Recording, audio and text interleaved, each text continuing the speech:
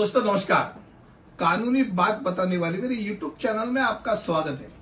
आज का विषय अलग विषय, व्यक्ति का मृत्यु होने के बाद उसका कानूनी उत्तराधिकारी कौन ठहरा रहता है, यानी कौन है वो उत्तराधिकारी। अब आप पूछेंगे भाई मैं तो जिंदा हूं, मैं क्यों इसके बारे में सोचूं।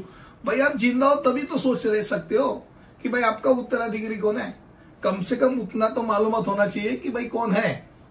तो पहली बात, आपके माता पिता, अगर आप आदमी हो पुरुष हो तो आपकी पत्नी, माता हो तो आपके पति, तो माता पिता, पति हो तो पत्नी और बच्चे उस मृत व्यक्ति के तत्काल कानूनी अधिकारी हो जाते हैं।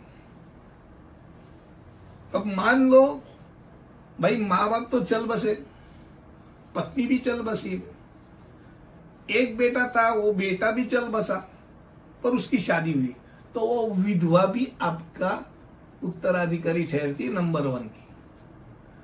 अगर उसको 2 बेटे हैं या एक बेटा है तो आपका वो पोता होता है, वो पोता का अधिकार उतना ही होता है, उत्तराधिकारी हो जाता है।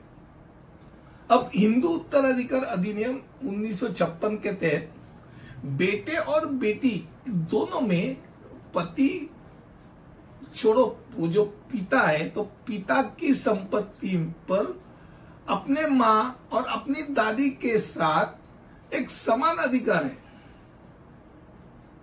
यानी मैं, मेरे संपत्ति पे मेरा अधिकार, मेरी मां, मेरी बीवी और मेरी बेटी तीनों का अधिकार समान होता है। अब इसमें और एक अहम बात, अगर मान लो ऐसा भी कहीं हो जाता है कि मरणोपरांत तब पैदा हुआ बच्चा होता है, जब आदमी चल बसता है तब उसकी बीवी अगर मान लो प्रेग्नेंट है, 6वां महीना है और मरने के बाद बेटा या बेटी पैदा हुए, फिर भी उस बेटा या बेटी को भी अपने बाप के संपत्ति पर अधिकार है।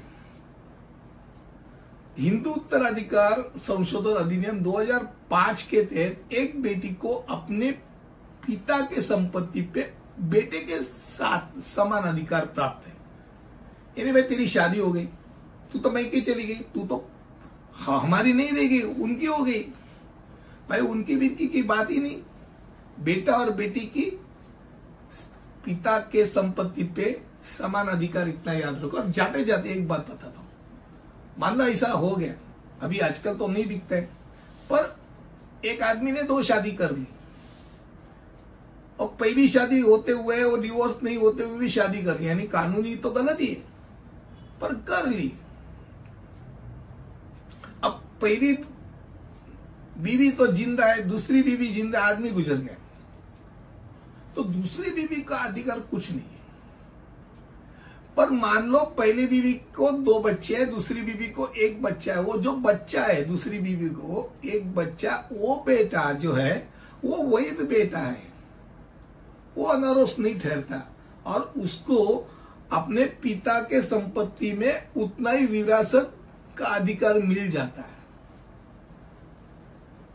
आज का विषय खाली व्यक्ति की मृत्यु के बाद कानूनी उत्तराधिकारी कौन ठहरता है उसके बारे में था। मुझे लगता है कम शब्दों में आपको मैंने ये बात बताई। आपको ये बात अच्छी लगी तो लाइक, शेयर और सब्सक्राइब करने के लिए मत भूलिए। और अगले वीडियो में ऐसे ही कुछ लेके आऊंगा, तब तक के लिए अलविदा, धन्यवाद।